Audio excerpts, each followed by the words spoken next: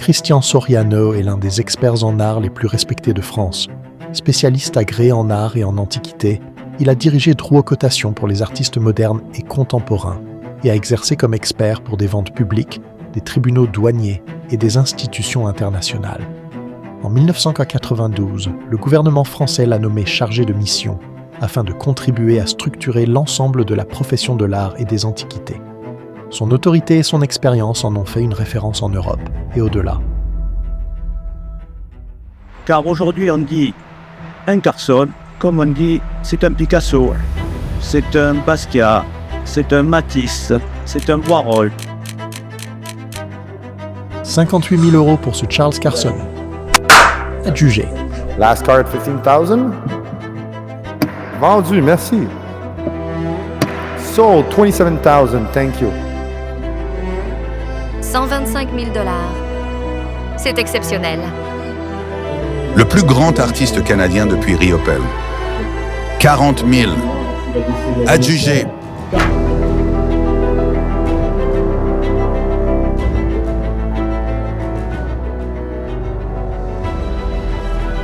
En somme, c'est une nouvelle manière de peindre, une forme d'écriture picturale, unique par sa sublimité, un territoire entre deux mondes en mouvement perpétuel.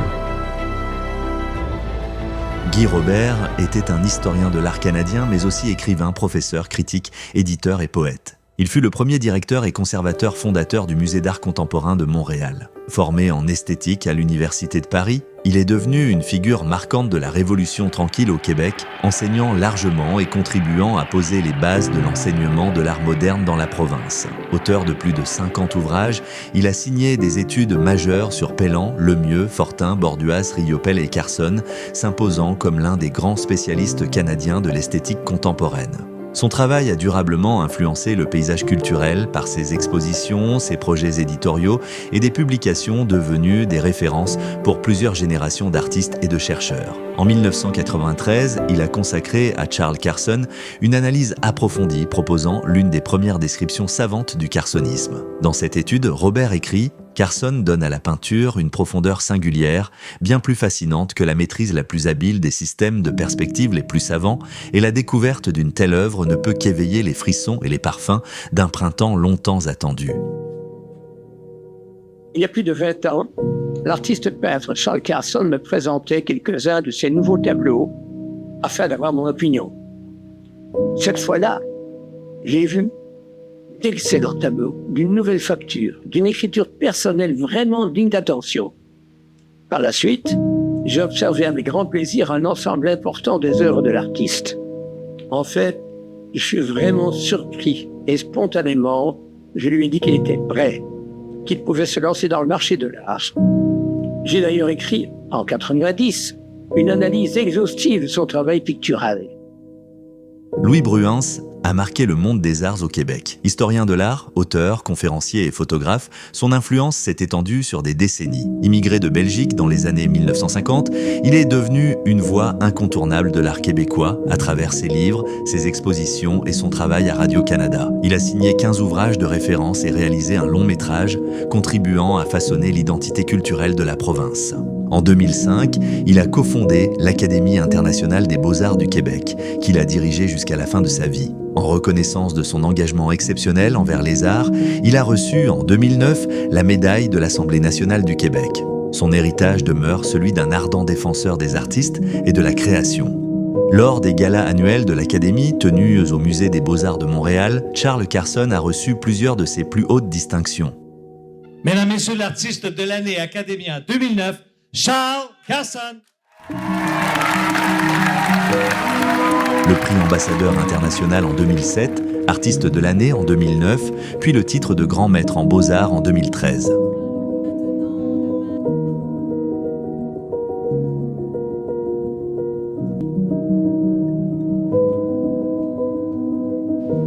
Que ce soit en Amérique du Nord, en Amérique du Sud ou en Europe, les spécialistes, historiens d'art, experts, analystes et galeristes s'accordent tous, partout où ils passent, à le mettre à l'honneur.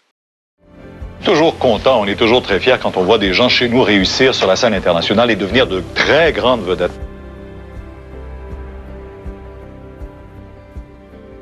côtoyer de son vivant un artiste dont on sait pertinemment que son œuvre participera à forger notre évolution et notre humanité est quelque chose d'extrêmement agréable.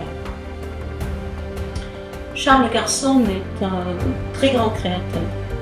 Son œuvre est inimitable, personnelle, spontanée. Je ne connais aucune œuvre qui lui ressemble.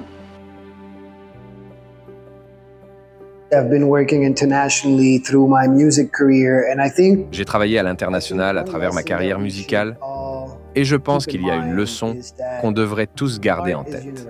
L'art est universel. Et je crois que les artistes les plus forts, ceux qui font partie de cette catégorie, sont capables de toucher, de parler et de créer un lien avec des êtres humains partout dans le monde. Charles appartient clairement à ce groupe. Ce sont des artistes qui savent s'adresser au plus grand nombre. Peu importe le prix, peu importe que les gens aient les moyens ou non d'acquérir une œuvre, ils ont quand même la possibilité de s'y reconnaître et de s'y connecter, si l'œuvre est véritablement universelle.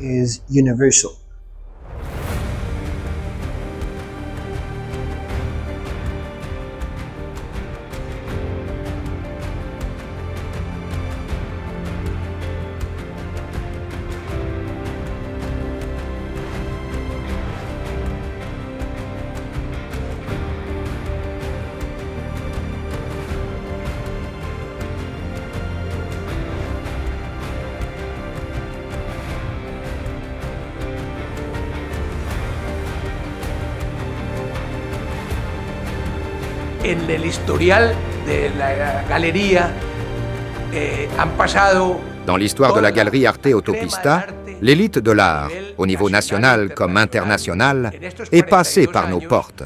En 42 ans, tous les grands artistes du pays qui ne sont plus parmi nous ont été présents au sein de notre institution. Des artistes comme Fernando Botero, Oscar Munoz, Doris Salcedo, Antonio Caro, Ana Mendieta et Arenas Betancourt. Sus obras sé inclusive que en este momento son subestadas en las más importantes. Aujourd'hui, les œuvres de Charles Carson sont mises aux enchères dans les maisons les plus prestigieuses d'Europe et d'Amérique du Nord. C'est pourquoi il compte parmi les artistes phares de la galerie Arte Autopista, dont les grandes expositions sont consignées dans l'almanach officiel de la galerie. El almanaque importante de exposiciones de la Galería Arte Autopista.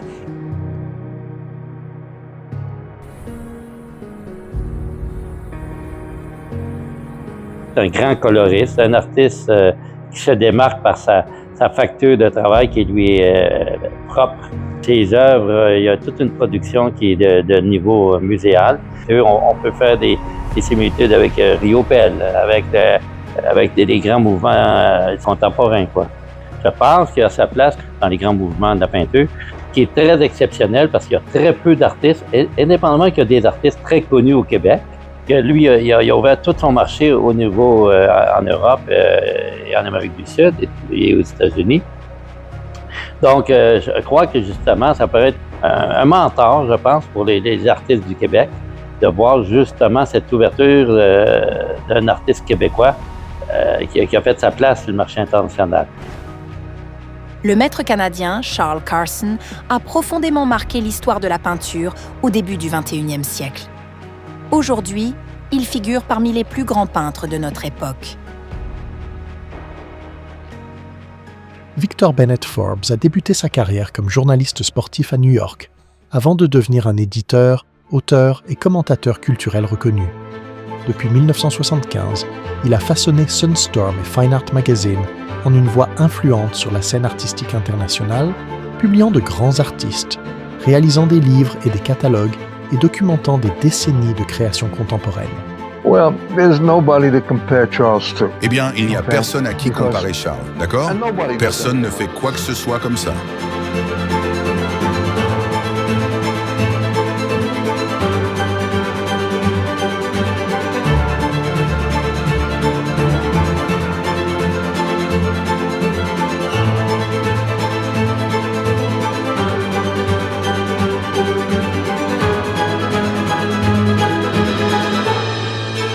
How else are you going to describe it? Alors, comment voulez-vous le décrire autrement? Il n'est pas fauve, il n'est pas cubiste, il n'est pas expressionniste abstrait, ce n'est pas un Jackson Pollock, il n'est pas non plus un artiste pop. C'est justement pour ça que ça doit s'appeler le carsonisme. Et puis, qui d'autre a une école d'art qui porte son nom? Je suis certain que dans 100 ans, il y aura des écoles d'art. Et on dira, lui, c'était un carsoniste.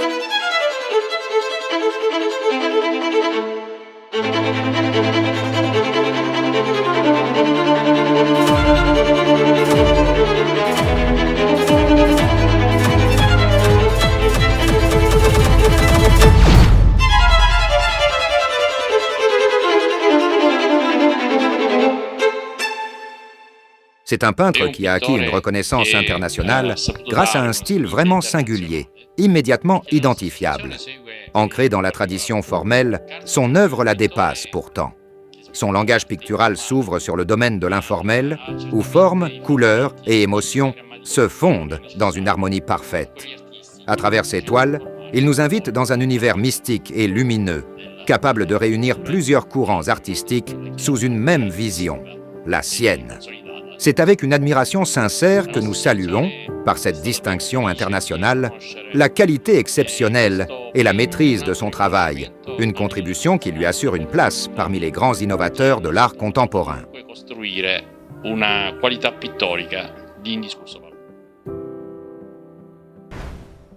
Charles Carson pose les fondations d'un nouvel ordre esthétique, un phénomène artistique révolutionnaire qui redécouvre l'âme de la nature. Un nouveau chapitre de l'histoire de l'art moderne est en train de s'écrire.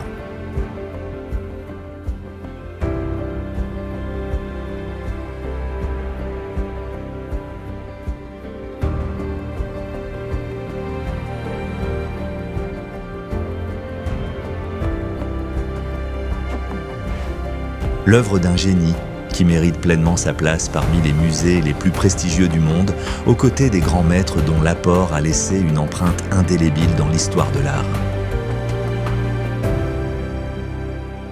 Champlain Charret est un radiologiste québécois, restaurateur et un collectionneur reconnu d'art et de vin. Après l'avoir rencontré à Paris en 1968, il est devenu le plus proche ami et confident de Jean-Paul Riopelle, une amitié qui a marqué la vie des deux hommes. Charret a joué un rôle déterminant dans le soutien de plusieurs grands projets de Riopelle, notamment en se joignant à 10 autres médecins pour aider à achever et à offrir la sculpture monumentale La Joute. Il a ensuite fait don de la sculpture Le Poisson de Riopelle au musée d'art contemporain de Baie-Saint-Paul. Réputé pour avoir constitué l'une des plus grandes caves à vin au Canada et pour le légendaire bistrot à Champlain, il demeure une figure centrale de l'histoire de Riopelle et du patrimoine culturel québécois. Pour moi, Riopelle, ça a été un des êtres les plus importants que j'ai rencontrés dans ma vie parce qu'il était complètement différent de moi. Et Riopelle avait des choses à me montrer ou m'enseigner que je ne connaissais guère. Lorsque j'ai rencontré Carson, j'ai aimé l'être. La personne, pour moi, est important. Comme j'étais associé avec Riopelle ici dans le restaurant, Carson, pour moi, ça représentait quelqu'un que j'aimais aussi. Qu'est-ce que Carson veut représenter dans ses peintures? Pour moi, c'est l'image de la nature. Cette coloration de très belles choses, on les voit à travers le soleil, à travers les feuilles, à travers les fleurs, etc. Donc, on revoit la nature dans ce qu'il fait. Le musée d'art contemporain, longtemps marqué par l'héritage de Riopelle, a accueilli de grands artistes contemporains. En 2018, le groupe financier Banque Laurentienne a fait don du tableau monumental de Charles Carson, La Croisée des Chemins, afin qu'il intègre la collection permanente du musée.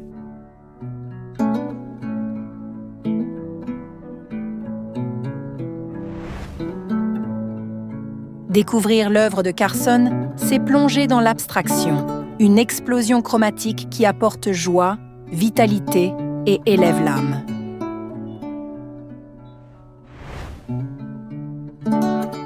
Je trouve l'art de Charles Carson remarquable.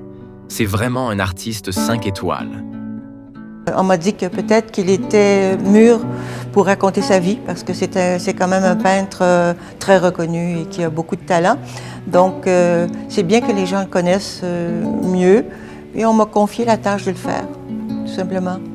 Moi, j'aime bien le processus de création dans n'importe quoi. Parce que je trouve que c'est ce qui nous apporte le plus sur le plan personnel, c'est ce qui nous gratifie le plus aussi sur le plan professionnel, quelque part. Et Charles avait beaucoup à me montrer à ce niveau-là, comment on en arrive à peindre un tableau qui a une sensibilité, en fait, qui rejoint notre sensibilité et qui nous parle. Pour moi, ça, c'est un mystère. Le mystère de la création, je pense que c'est un des plus beaux mystères de la vie. L'œuvre de Carson est très personnelle, très nouvelle, très innovatrice dans son genre parce que il a inventé d'abord le carsonisme, qui est déjà une technique absolument nouvelle. Et pour réaliser le carsonisme, il lui a fallu plusieurs années de recherche et d'intense travail. Pour moi, c'est ce que les gens, surtout, c'est ça qui impressionne les experts en art et aussi les collectionneurs. En 2008, lors de l'écriture de la biographie de Carson, Anne Richer a mené une entrevue avec Champlain-Charret, qui lui a confié. Quand j'ai rencontré Charles Carson en 2000, à la Galerie Relais des Époques, et que je suis entré en contact avec l'artiste et ses tableaux, j'ai senti une force, une grande force. Pour moi, la technique mosaïque de Carson évoque un peu les tableaux que Riopelle faisait dans les années 50. Ici, c'est la densité des différentes couleurs qui fait la différence. C'est un véritable foisonnement. Bien sûr, Riopelle utilisait des couleurs, mais l'ensemble du tableau montrait moins de ses coups de spatule, moins de couleurs en transparence. Il faut une habileté extraordinaire pour arriver à ce résultat, selon moi. Ce sont des tableaux très denses, très forts, et qui prennent tout. Ça laisse les autres dans l'ombre, un petit peu. C'est un homme assuré par le succès.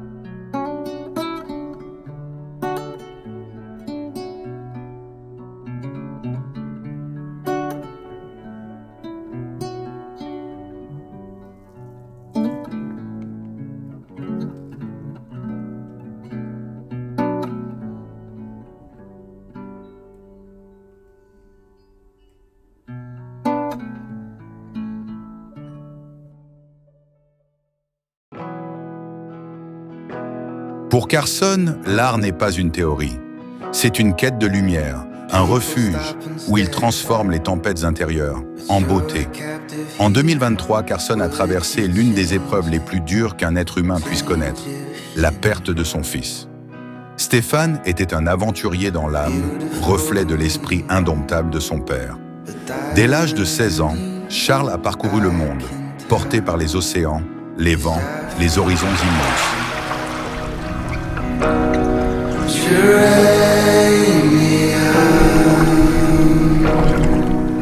There's no room to grow, and I'm set in my ways.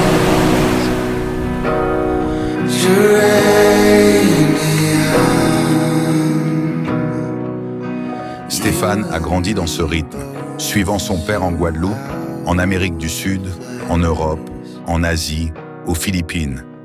Pas à pas, vague après vague. Avec le temps, il est devenu plus qu'un fils. Il est devenu un compagnon, un bras droit, un jeune homme lumineux et passionné qui embrassait la vie avec intensité.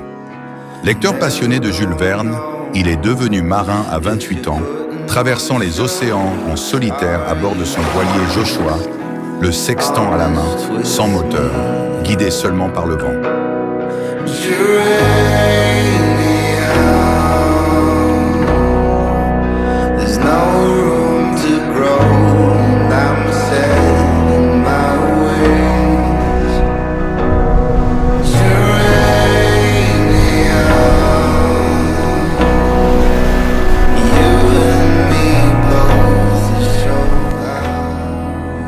De Montréal à Madagascar, des Bermudes à la France, il a suivi la légendaire route de la Transat, portée par la détermination et l'émerveillement.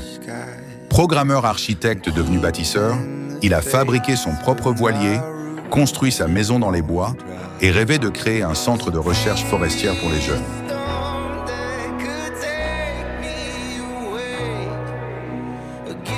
Il a survécu aux tempêtes, aux ouragans et à la force brute de la mer, tout en découvrant la beauté la plus profonde. Aux yeux de son père, Stéphane incarnait le courage, l'ingéniosité et la liberté.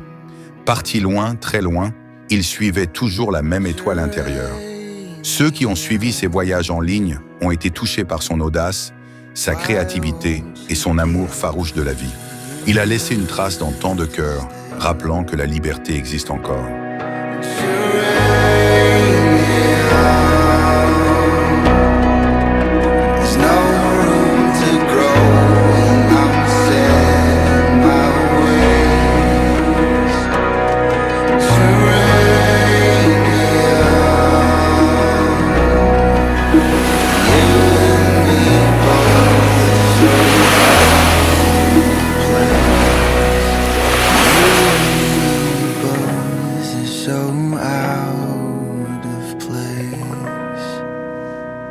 Aujourd'hui, Charles Carson doit poursuivre la route sans lui, cette route qu'ils espéraient marcher côte à côte. La vie en a décidé autrement.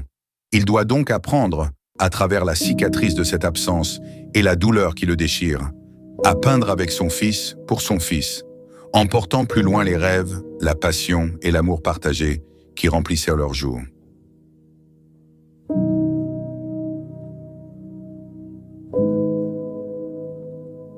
Et pourtant, Carson a fait ce qu'il a toujours fait. Il a peint. Chaque toile est devenue un lieu de résistance, de mémoire, un espace pour respirer. Son œuvre s'est faite plus contemplative, plus tendre, traversée par une lumière plus calme, mais plus profonde. Homme sensible et discret, Carson n'a jamais cherché les projecteurs. Il a choisi de ne pas apparaître directement dans ce documentaire, non par distance, mais par fidélité à ce qu'il est. Il préfère laisser ses tableaux parler pour lui. Ils sont sa voix. Il porte ses voyages, ses passions, ses colères, ses émerveillements et ses silences. Aujourd'hui, ses œuvres parcourent le monde. Son style est étudié, enseigné, imité. Mais pour Carson, rien de tout cela n'est la vraie mesure du succès. Ce qui compte, c'est la lumière. Cette lumière qu'il poursuit depuis toujours et qu'il continue de nous offrir, toile après toile.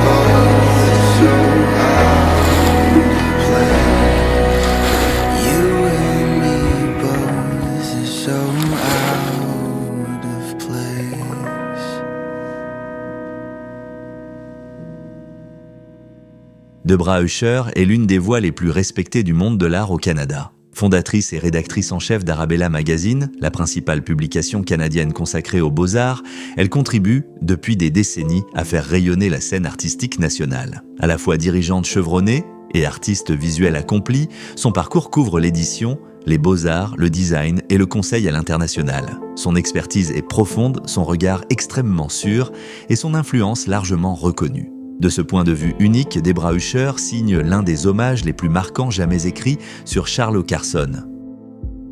Découvrir Charles Carson, c'est redécouvrir la nature. Et pour la plupart d'entre nous, c'est un coup de foudre. Son art a quelque chose d'organique et de spirituel. Et il nous apparaît souvent comme une révélation, dès qu'on devient plus réceptif à son message. Animé d'une dévotion totale pour la peinture originale, Carson a forgé un langage pictural unique. Comme spectateur, il ne nous reste qu'à le suivre. Ses coups de pinceau sur la toile ressemblent aux notes qui s'envolent dans les plus beaux solos de saxophone.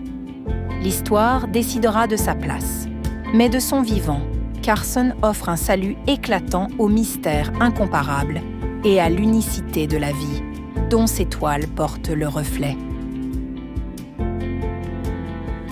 Denise Di Candido était une figure respectée du milieu de l'art au Québec, reconnue comme galeriste et organisatrice culturelle à Montréal. Par sa galerie du Vieux-Montréal et sa présidence du Salon des galeries d'art du Québec, elle a contribué à faire rayonner des artistes contemporains canadiens et à renforcer le réseau des galeries. On saluait aussi son regard sûr et son appui à Charles Carson, dont elle parlait avec une conviction rare. Carson présente des œuvres puissantes et lumineuses. Sa couleur est à la fois vibrante et maîtrisée, construite en couches avec une harmonie rare et beaucoup de subtilité. Ses toiles attirent le regard et éveillent une véritable curiosité. Il est, sans l'ombre d'un doute, un maître dans son domaine. Un langage pictural authentique est né à même la surface, donnant naissance à ce que l'on appelle aujourd'hui le carsonisme. En 2014, Courbevoie, aux portes de Paris, a accueilli une exposition consacrée au peintre canadien Charles Carson. Invité par le maire de la ville, Jacques Kosowski, Carson a été salué dans une déclaration publique. Comme Montréal, New York, Bogota et Milan, Courbevoie a l'occasion de célébrer le génie d'un peintre considéré comme l'un des plus grands artistes de notre époque. Quand on regarde l'histoire de la peinture contemporaine, on voit qu'elle a toujours balancé entre le geste et l'idée, entre le cœur et la tête. Dans les années 50, c'était le triomphe du geste. On a eu Rothko, on a eu Klein, on a eu de Kooning, des artistes qui peignaient comme on respire, avec urgence, avec émotion. La peinture, à ce moment-là, c'était en quelque sorte une explosion d'instinct. Et puis, dans les années 60-70, tout a basculé. On est tombé dans le concept, dans la réflexion. C'était Warhol, Lichtenstein, le pop art, les minimalistes. On cherchait plus à susciter une émotion véritablement, mais à montrer une idée, à exprimer un point de vue. C'était une époque brillante, c'est sûr, mais souvent un peu froide, un peu cérébrale. Dans les années 80-90, on a vu un retour du pictural, un retour du sensuel, avec des artistes comme Basquiat, Hockney ou Schnabel. Mais avec le temps, tout ça, ça a glissé vers autre chose, vers un art plus ironique, plus cynique, parfois même complètement absurde. Aujourd'hui, on voit des œuvres comme une banane scotchée sur un mur, un plug anal géant en plein Paris, et je comprends que beaucoup de gens sont devenus un peu cyniques face à ça. Et puis c'est là que Carson arrive. Il rejette rien, il réconcilie. Il prend la liberté de l'abstraction, la force du geste, et il redonne à la couleur, à la lumière, à la matière, une humanité qu'on avait un peu perdue. On trouve ça beau même si on comprend pas totalement pourquoi. Et je dirais, c'est ça la marque des grands génies. C'est comme un plat d'un grand chef qu'on savoure, sans savoir exactement quelle épice il a utilisée, ou comme une grande musique qui nous émeut, avant même qu'on ait compris la mélodie.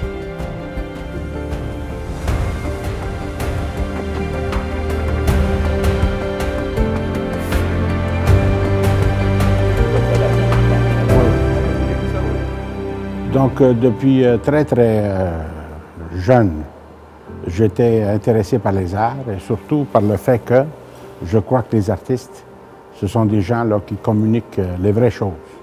Et habituellement, ils nous font savoir des choses qui arrivent des années et des années après. Luigi Liberatore compte parmi les leaders d'affaires les plus influents de Montréal. Un bâtisseur dont l'instinct entrepreneurial a contribué à transformer des secteurs entiers de l'industrie canadienne. De l'immobilier au capital d'investissement, sans oublier la philanthropie, son influence dépasse largement le monde des affaires. Son parcours incarne la vision, le leadership et un engagement constant envers la communauté. Et j'ai toujours essayé d'encourager les artistes. Et moi, je crois que chaque individu, chaque homme d'affaires, chaque personne là, qui a la possibilité de le faire, devrait soutenir et aider les artistes. Pour moi, l'art, c'est une façon d'exprimer le fait que je l'apprécie et je l'aime. Et encore une fois, je viens à dire que pour moi, ça a été très important de pouvoir toucher, voir et partager avec l'artiste ses créations. Et c'est là que j'ai découvert non ça des des pièces artistiques de grand intérêt, mais j'ai découvert aussi la personne qui a beaucoup de talent, qui est très attachante et avec qui on peut discuter de n'importe quel sujet. Non seulement des arts, mais aussi de l'économie et d'autres choses.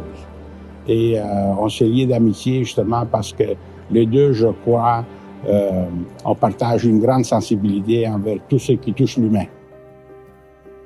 L'art, si vous êtes sensible à ce qu'elle essaie de vous dire et vous y intéressez, vous la comprenez, ça rend votre vie pas mal plus intéressante.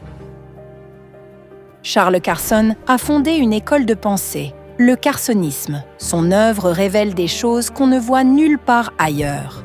Après tout, qui peignait comme Braque, Léger ou Pollock avant qu'il ne s'impose? J'ai le plaisir de t'annoncer que nous t'avons nommé conseiller artistique de haute cotation des artistes modernes et contemporains pour le Canada. Vive toi, Charles. Vive le carsonisme.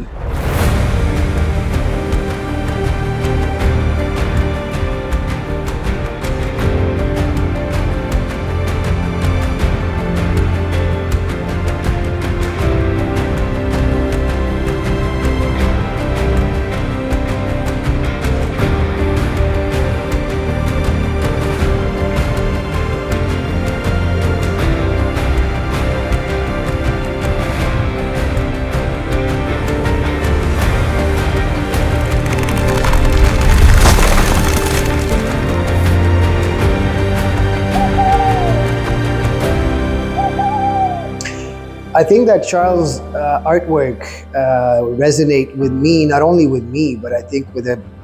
Je pense que l'œuvre de Charles me touche énormément, et pas seulement moi. Elle résonne aussi avec une nouvelle génération qui est en train d'émerger dans le monde de l'art aujourd'hui, autant sur le plan créatif que sur le plan des affaires. Ce que je trouve vraiment remarquable chez Charles, c'est sa capacité à rejoindre des collectionneurs de 50, 60, 70 ans, tout en parlant en même temps aux 25, 30, 35 ans qui arrivent dans le milieu. Des nouveaux collectionneurs, des gens qui en sont à leurs premières rencontres avec l'art, à leurs premiers pas dans cet univers. Je crois que ça vient beaucoup de la couleur et de quelque chose de profondément joyeux dans son travail. Charles réussit une harmonie rare entre la technique et la palette. Un peu comme certains grands artistes, comme Pollock, ont su toucher un public plus jeune. Il y a une énergie qui dépasse les codes. Chez Charles, le message est direct et puissant. Ce n'est pas une peinture distante, ça te parle. Et ça fait que, même à 25 ou 30 ans, on peut comprendre et ressentir son œuvre assez vite. Ce qui n'est pas toujours le cas avec certains artistes des générations précédentes, parfois plus difficile d'accès pour un public plus jeune.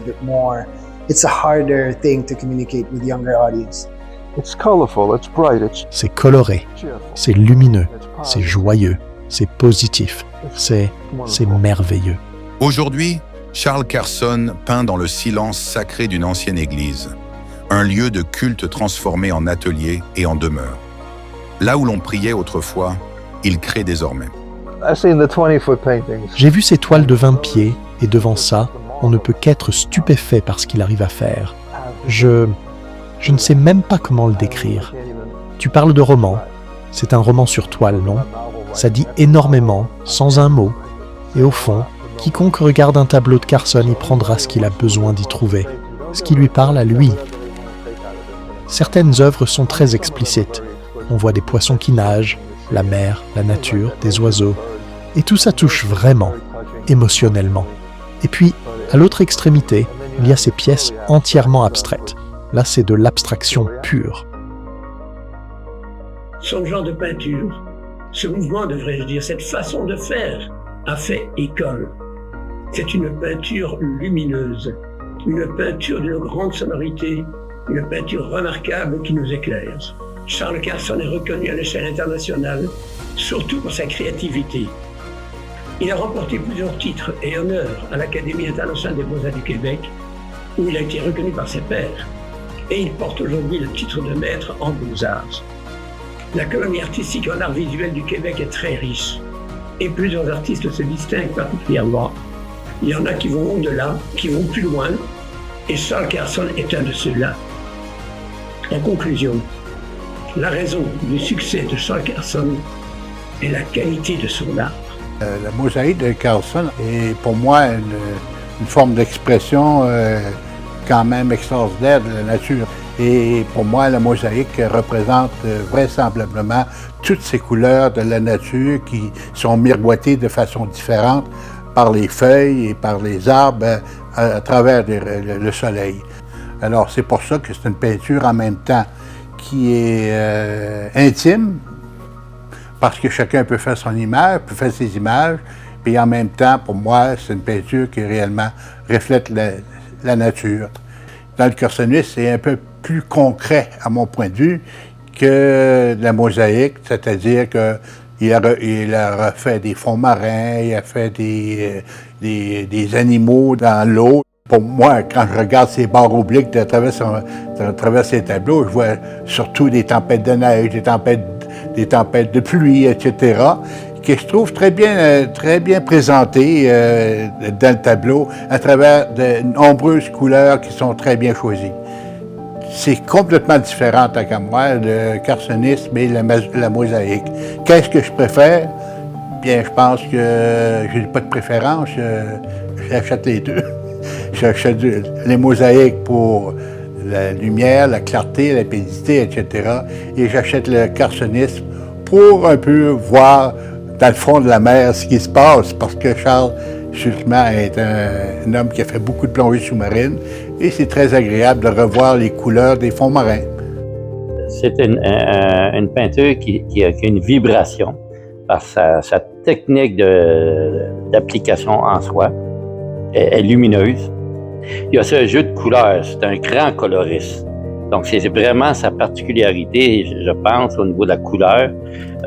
C'est assez exceptionnel parce que souvent, dans la peinture, ils vont faire beaucoup d'œuvres ton sur ton ou des dégradés, tandis que lui, c'est vraiment une composition picturale qui est propre à lui, c'est-à-dire qu'il a vécu en Amérique du Sud. Donc, il y a toute cette luminosité qui n'est pas la même qu'ici. C'est ça qu'on sent dans sa peinture. Donc, lui, il nous amène une façon de lumière qui est spécifique à sa création et aussi à ses tonalités de couleurs qui lui est propre. Il y a très peu d'artistes qui vont travailler autant de la couleur et de la maîtrise qu'il a, M. Carson. Because Carson, he'll take you on a voyage. He will, if you let him. Parce que Carson, il vous emmène en voyage, vraiment, si vous le laissez faire. C'est un homme bon, profondément bienveillant. Il est sérieux. Il a traversé beaucoup d'épreuves, et tout est dans son œuvre. But Charles has a unique place in the art world. Tout est là. Mais Charles a une place unique dans le monde de l'art, parce qu'il y a le carsonisme. Il devrait avoir sa propre place parmi les héros de la créativité. Il met son cœur, son âme et son amour dans tout ce qu'il peint.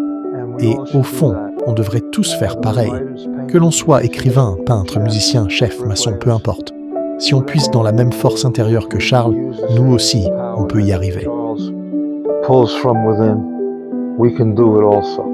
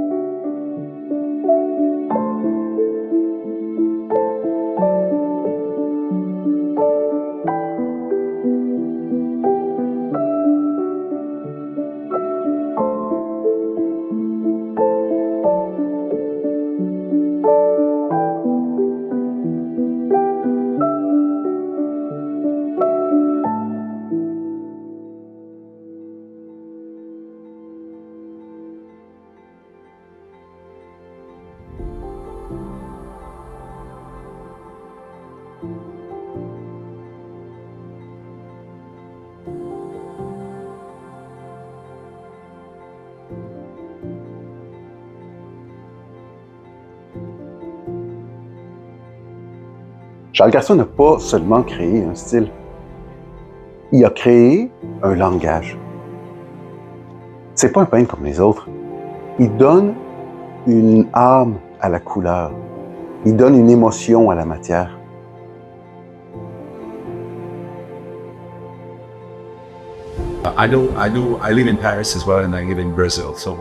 Je vis entre Paris et le Brésil. Et quand je suis à Paris, j'ai l'occasion de voir son lieu de travail, mais aussi des expositions reconnues où ses œuvres sont présentées. Même en Italie, où je suis retourné en novembre dernier, j'ai pu voir certaines de ses pièces là-bas. Je suis vraiment impressionné, parce que le Canada peut être fier d'avoir un artiste capable de représenter son pays de cette manière.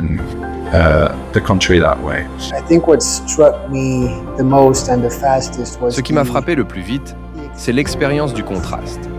D'un côté, quelque chose qui évoque un art ancien, solide, presque intemporel, et de l'autre, ce qu'il y a de plus contemporain aujourd'hui. Il y a dans l'œuvre de Charles une tension fascinante. On pourrait facilement l'imaginer au cœur des années 60 ou 70, et en même temps, on a l'impression que la toile a été peinte il y a 2 semaines, comme si elle venait d'arriver. Quand on regarde son travail, on sent qu'il est un grand maître en beaux-arts, sans aucun doute. Mais au même moment, il y a quelque chose d'immédiat, de vivant, de résolument actuel. C'est précisément ce contraste entre ces 2 visions qui m'a intrigué et qui m'a donné envie d'aller plus loin dans son univers. Well, be ready. Préparez-vous à tout quand vous verrez ces tableaux.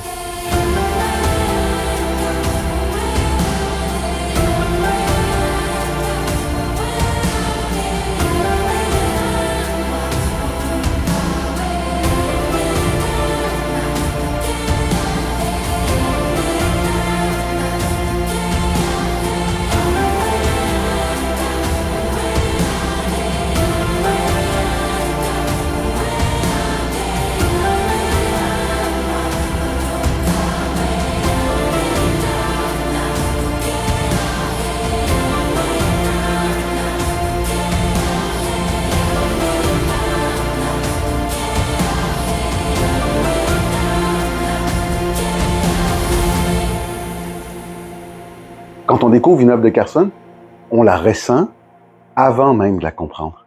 Et ça, c'est définitivement la marque des grands, des très grands.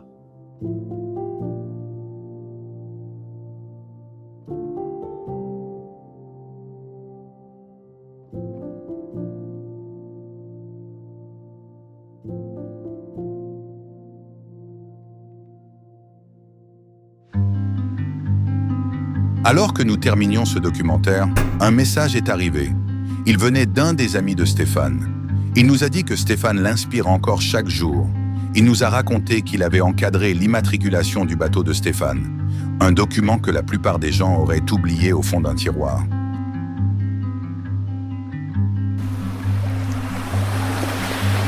Mais ce n'était pas ce qu'il chérissait le plus. Ce qui comptait vraiment, c'était quelque chose de tout petit, un crayon usé. Le crayon que Stéphane utilisait des années plus tôt pendant la construction de son bateau. Si ordinaire et pourtant inestimable. Parce qu'il contenait tout, l'engagement, la mémoire, la preuve du temps et des efforts. Une vie qui laisse sa trace. Let me go on without you. Let me go on without you. Let me go on without you. Let me go on.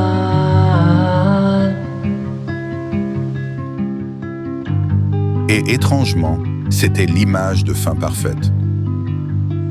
Parce que l'art commence de la même manière, par un geste simple, une ligne, une main qui continue. Et parfois, sans l'avoir voulu, ce geste change la vie de quelqu'un d'autre. But now it's gone.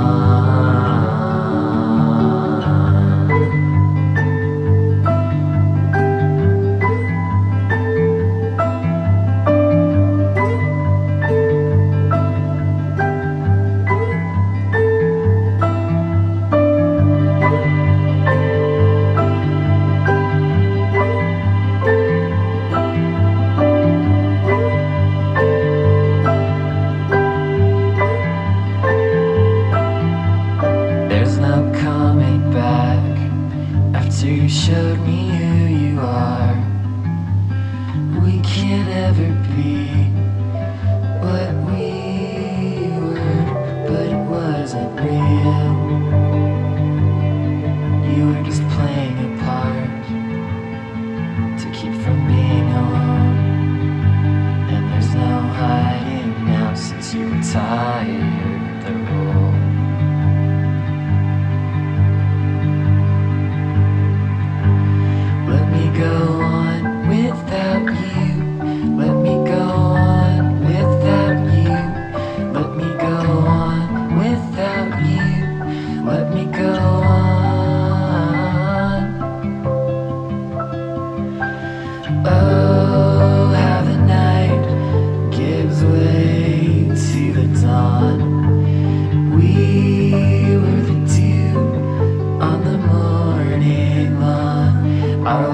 was beautiful, but now it's gone.